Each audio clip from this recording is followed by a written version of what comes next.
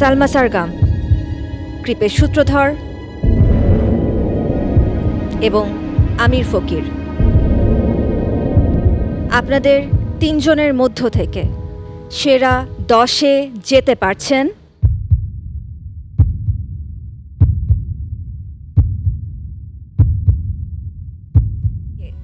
এবার দেখার পালা সেরা 10-এ ঢোকার জন্য কে সেই একজন। কৃপেশ, কি মনে হয় আপনার? আসলে আমি ম্যাজিক বাউলিয়ানাতে 3বার অডিশন দেওয়ার পরে ওইখানে সিলেকশন রাউন্ডে বাদ পড়ে যাই। তারপর আমি হাল ছাড়িনি। আমি বাউল গানটাকে মনের মধ্যে লালন করে 2025-এও এসেছি। সেই সুবাদে এইখানে এই মঞ্চে আমি আজকে দাঁড়িয়ে আমি আসলে অনেক কিছুই বলতে চাচ্ছি, কিন্তু পারছি না। যাই হোক, যদি থাকি তাহলে তো আরও একবার সুযোগ এই মঞ্চে দাঁড়িয়ে গান করার।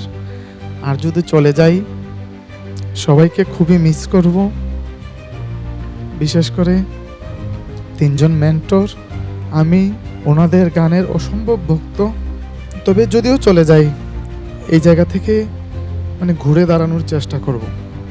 গানটাকে সামনে নিয়ে যাওয়ার জন্য যা করা লাগে করব। আমার জায়গা থেকে আমি সর্বোচ্চ, এতটুকুই। নিশ্চয়ই, আমরাও তাই চাই। যারা আজ এ মঞ্চ ছেড়ে বিদায় নেবেন, তারা যেন তাদের লোকগানের চর্চা সবসময় অব্যাহত রাখে। সালমা সারগাম, একটু আপনার কাছে শুনতে চাই। লাস্ট এলিমিনেশন রাউন্ডেও আপনি ডেঞ্জার জোনেই দাঁড়িয়েছিলেন। কি মনে হচ্ছে? সেদিন তো আপনি সেফ করতে পেরেছিলেন নিজেকে। আজকে কি ভাগ্য আপনার সহায় হবেন? আসলে প্রথম থেকে জার্নিটা আসলেই অনেক কষ্টের ছিল, কারণ যারা আমরা আছি বা ছিলাম তারা সকলেই অনেক ভালো গান করে, অনেক গুণী। জানি না, চেষ্টা করেছি, তারপরেও আসলে এই প্ল্যাটফর্মটা আসলে এতটাই আমার কাছে মনে হয় ভালো, আবার একটু ভয়ঙ্কর, কারণ এখানে আসলে কেমন যেন একটু ভয় ভয় লাগে। সেই জায়গা থেকে যেহেতু সঙ্গীত করি, একটু বুঝতে তো পারি। খারাপ তো অবশ্যই গিয়েছি, তো ভালো লাগছে এত দূর আসতে পেরেছি। যদি যেতে পারি আরও কিছু শিখতে পারবো আমাদের মেন্টরদের কাছ থেকে।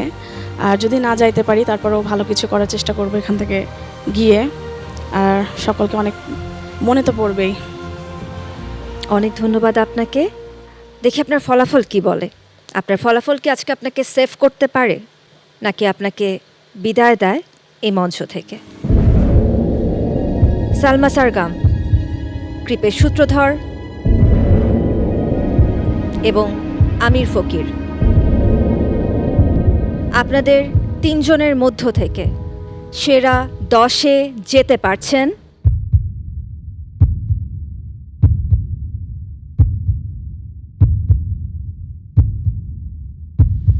আমির ফকির। অভিনন্দন, আপনি যেতে পারছেন সেরা 10-এ। চলে যান আপনার প্রতিযোগী বন্ধুদের কাছে।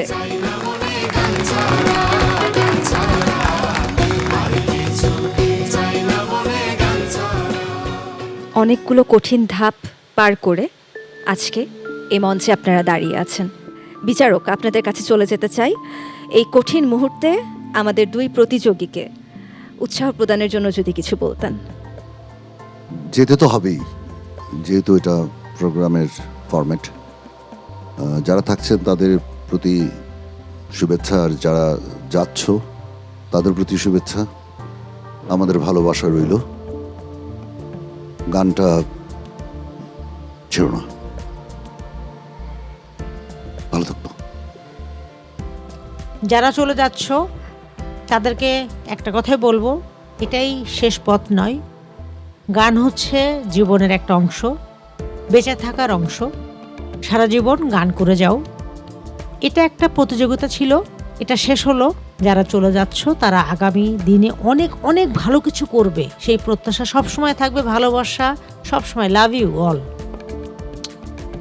সেরা 10-এ যারা আছো তাদেরকে এটুকুই বলবো যে এখন আসলে তোমরা সবাই নক্ষত্র তারার মতো। সো তোমাদেরকে মাথায় রাখতে হবে যে প্রত্যেকটা মোমেন্ট, প্রত্যেকটা সেকেন্ড তোমাদেরকে বিলন করতে হবে গায়কের ক্ষেত্রে, কারণ আমরা কাউকে ফেলে কাউকে ফেলতে পারছি না, এরকম একটা জায়গায় দাঁড়িয়ে আছি। দোলনা থেকে কবর পর্যন্ত মানুষকে শিখতে হয়। আমরা মনে করি যে আজকে যারা চলে যাচ্ছ এবং যারা বিজয়ী হয়ে 10 জনে আসলে সবার জীবনের আরেকটা অধ্যায় শুরু।